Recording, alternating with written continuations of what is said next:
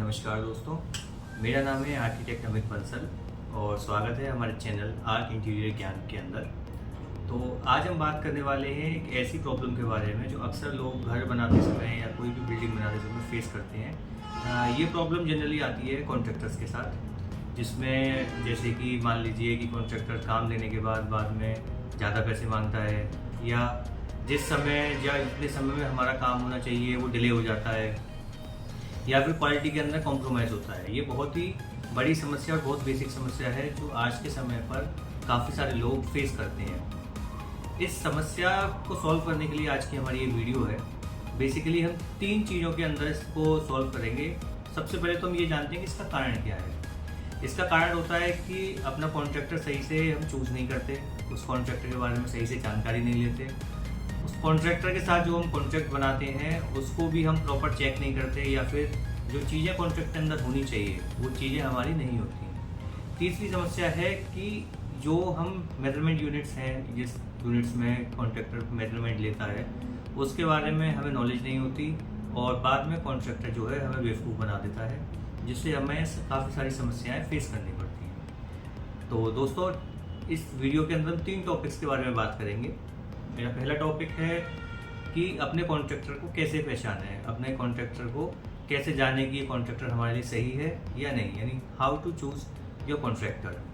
Second है what should be included in a contract checklist, यानी कि कॉन्ट्रैक्ट बनाते समय कौन कौन सी ऐसी बेसिक चीज़ें हैं जो कॉन्ट्रैक्ट के अंदर होनी चाहिए जिससे कि हमें बाद में समस्या नहीं आए। और तीसरी चीज़ है हमारी मेजरमेंट यूनिट्स, यानी कि नपत की जो यूनिट्स हैं, जो नपत होती हैं, उस जिसके हिसाब से रेट तय होते हैं चीज़ों के, उसके बारे में हम जानेंगे। तो चलिए अपनी वीडियो को शुरू करते हैं। तो दोस्तों, सबसे पहला टॉपिक है what should be kept in mind while choosing a contractor. एक कॉन्ट्रैक्टर को चूज करते समय हमारे दिमाग में क्या क्या चीज़ें होनी चाहिए, जिसमें सबसे पहला पॉइंट हमें ध्यान में रखना है एक्सपीरियंस ऑफ द कॉन्ट्रैक्टर, यानी कॉन्ट्रैक्टर का जो एक्सपीरियंस है फील्ड के अंदर वो कैसा है। जिसमें पर्सनली आप देख के आ सकते, आप मैं रिकमेंड यही करूँगा कि पर्सनली आप देख कर आएँ कि कॉन्ट्रैक्टर ने क्या क्या काम किया है, कैसा काम किया है, कोई उसकी बिल्डिंग बन रही है या वो बना चुका है, वो जाके आप देखें।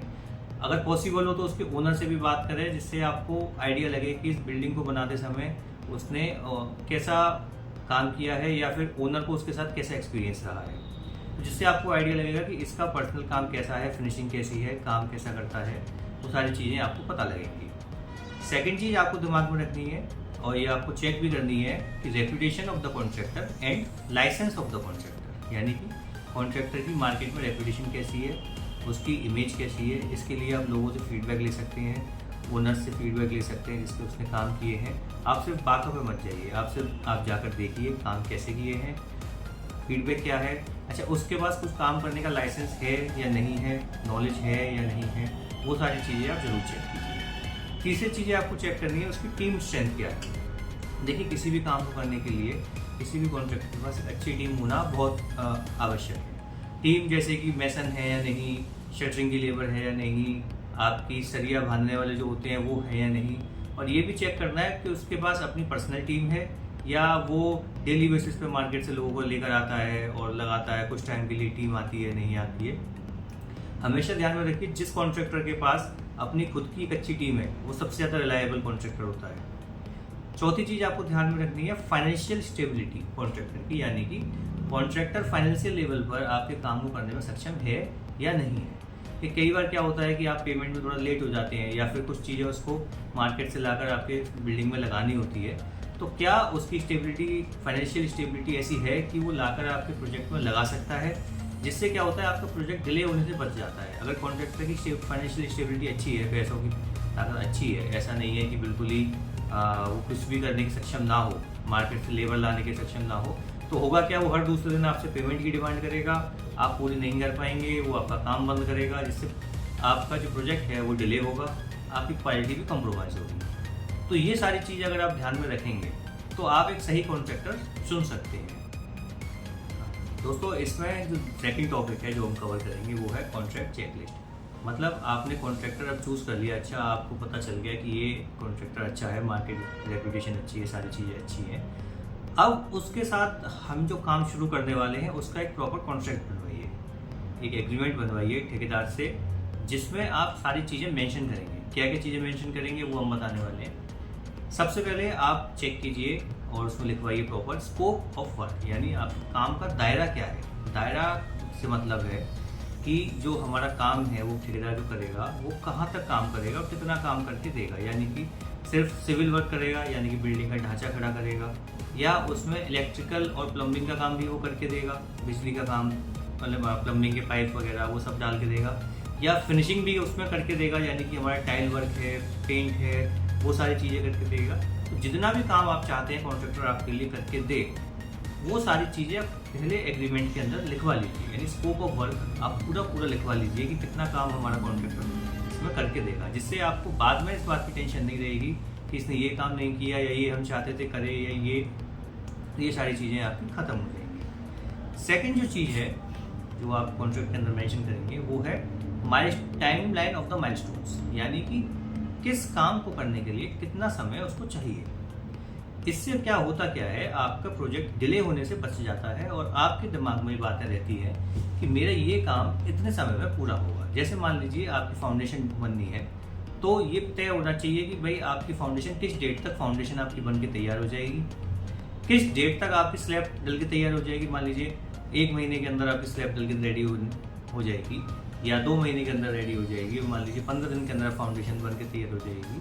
तो वो सारी चीज़ें आप पहले ही कॉन्ट्रैक्ट के अंदर लिखवा लीजिए, जिससे क्या होता है कॉन्ट्रैक्टर भी बाउंड रहता है कि वो जो सारी चीज़ें हैं वो उस समय पर करके देगा। अब ये उसकी हेडेक है कि लेबर ज़्यादा लगाएगा या एक्स्ट्रा ओवर टाइम कराएगा, किस तरह से करेगा, ये उसकी हेडेक है। लेकिन आप टेंशन फ्री रहेंगे, आपको ये बात दिमाग में रहेगी कि मेरा ये काम इतने समय तक फ्री हो जाएगा। ये सिर्फ बातों में मत रखिए, कॉन्ट्रैक्ट को लिखित में कराइए।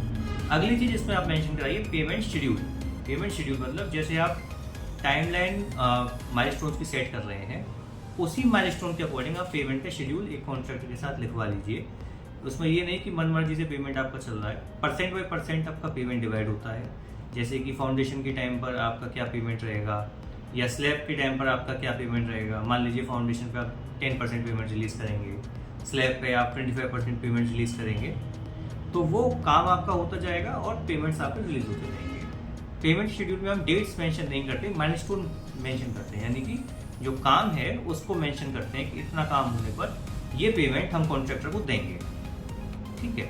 अगली जो चीज़ है इसमें वो आप उसमें लिखवाइए कि क्वालिटी ऑफ द मटेरियल, यानी कि मटेरियल जो आपकी बिल्डिंग में लगेंगे वो किस क्वालिटी के लगेंगे, कितने मटेरियल्स लगेंगे, जिसमें आप सारे मटेरियल्स के ब्रांड्स भी लिखवा सकते हैं। जैसे फॉर एग्जांपल आपका जो स्टील लगना है, सरिया जो लगना है, तो एक तो बेसिक चीज़ होती है वो क्या देते हैं कि प्राइमरी लगाएंगे या सेकेंडरी लगाएंगे। सिर्फ इतने पे मत रहिए, आप उसका ब्रांड नेम भी लिखवाइए। जैसे मान लो प्राइमरी लगाएंगे तो प्राइमरी के आप टाटा स्टील लगाएंगे या सेल लगाएंगे या जिंदल में लगाएंगे, तो वो लिखवा के लीजिए। इसी तरह सीमेंट है तो आप सीमेंट अल्ट्राटेक लगाने वाले हैं या जेके लगाने वाले हैं, तो वो सारी चीज़ें आप कॉन्ट्रैक्ट में मेंशन कराइए उससे रिटर्न में, जिससे कि क्या होगा आपको ये पता होगा कि मेरी बिल्डिंग में ये मटेरियल लगना है। अगर कॉन्ट्रैक्टर उससे अलग कोई भी मटेरियल लेके आ रहा है तो आप उसको बोल भी सकते हैं और रोक भी सकते हैं। अगली जो चीज़ है इस कॉन्ट्रैक्ट के अंदर जो आप मेंशन कराएंगे वो है मेजरमेंट यूनिट्स।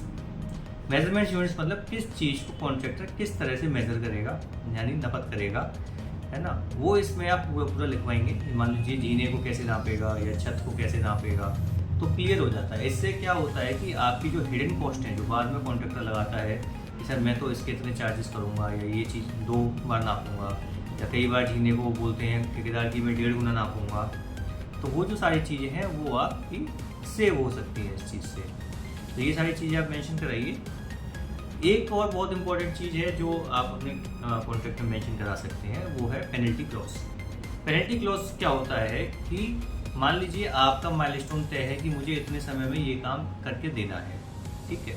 अब ठेकेदार उस काम को करने में फेल हो जाता है, यानी कि वो डिले कर देता है। मान लीजिए आपकी छत जो है वो 1 महीने के अंदर डलनी चाहिए, लेकिन कॉन्ट्रैक्टर उसमें 2 महीने आपके लगा लेता है, तो उस केस में आप क्या करेंगे, उस केस में एक पेनल्टी क्लॉज आप अपने कॉन्ट्रैक्ट में लिखवाइए कि भाई अगर आपको डिले होता है तो हम इतना % पैसा जो है वो आपको डिडक्ट कर लेंगे, वो आपको एज अ पेनल्टी हमें पे करना पड़ेगा। इससे क्या होता है कॉन्ट्रैक्टर के मन में एक डर रहता है कि मुझे ये काम अपने समय पर पूरा करना है। इससे हमारे प्रोजेक्ट डिले होने से काफ़ी हद तक बच जाता है।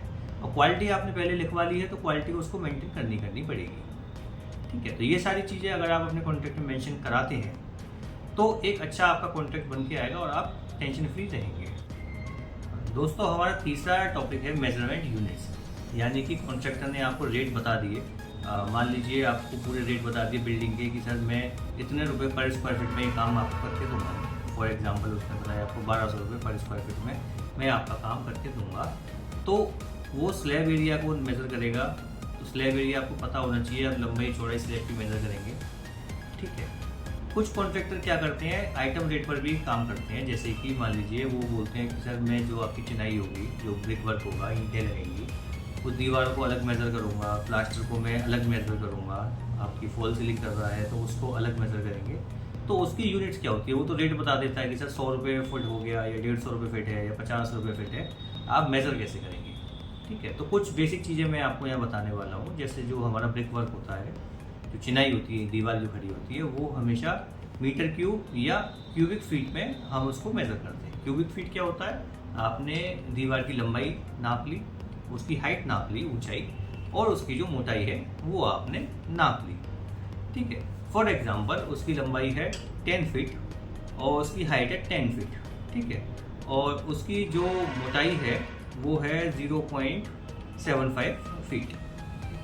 ये 1 इंची की दीवार है, 9 इंची की दीवार है आपकी, तो 0.75 फीट। तो उसका जो टोटल मेजरमेंट होगा वो 10 × 10 × 0.75, यानी कि 75 स्क्वायर क्यूबिक फीट आपकी वॉल हो गई, वो उसके पैसे लेगा। प्लास्टर को जो नापते हैं वो स्क्वायर फीट में नापते हैं, यानी कि आपने लंबाई नापी और दीवार पर प्लास्टर किया तो लंबाई और आपने उसकी हाइट मेजर कर ली, तो स्क्वायर फीट में आपका प्लास्टर मेजरमेंट हो गया। फॉल सीलिंग को जो नापते हैं वो स्क्वायर फीट में नापते हैं, जैसे लंबाई और चौड़ाई कमरे की। भाई मान लीजिए आपका 10 बाई 10 का अगर कमरा है, 10 फीट बाई 10 फीट का, तो 10 × 10 100 स्क्वायर फीट आपका हो जाता है, जिस पे आपकी जो चार्ज है कॉन्ट्रैक्टर के, मान लीजिए 100 रुपये स्क्वायर फीट में वो फॉल सीलिंग कर रहा है और 10 बाई 10 का कमरा है, तो 100 स्क्वायर फीट आपका कमरा हो गया, 100 स्क्वायर फीट उसका प्राइस हो गया, तो 100 × 100 10,000 रुपीज़ का उसका काम हो गया। इस तरह से हम फॉल सीलिंग को मेजर करते हैं। सिमिलरली हमारा जो पेंट वर्क है वो भी स्क्वायर फीट में मेजर होता है। हम वॉल की स्क्वायर फीट निकालते हैं, लेंथ × हाइट। हमारा कारपेंट्री वर्क भी स्क्वायर फीट में मेजर होता है। जैसे अलमारी अगर बनाई है तो अलमारी का जो फ्रंट एरिया है, यानी कि उसकी विड्थ है, × हाइट, वो मेजर करते हैं। डेप्थ हम कभी उसकी मेजर नहीं करते। अगर कोई कॉन्ट्रैक्टर आपको बोल रहा है कि इसकी डेप्थ से भी मल्टीप्लाई हुआ, तो वो आपको बेवकूफ़ बना रहा है। जनरली कारपेंट्री काम का भी स्क्वायर फीट में मेजरमेंट होता है। तो ये कुछ बेसिक यूनिट्स हैं जो हमें ध्यान रखनी है घर बनाते टाइम। अच्छा, स्टेयरकेस का मेजरमेंट भी कई बार देखो कॉन्ट्रैक्टर अलग अलग तरह से करते हैं, तो मैं रिकमेंड करूँगा आप कॉन्ट्रैक्टर पहले लिखवा लें ये चीज़ें। कुछ तो आपके जो स्टेयरकेस है उसको प्लान एरिया पे नापते हैं, यानी स्टेयरकेस की जो लंबाई है और जो चौड़ाई उसको नापते हैं।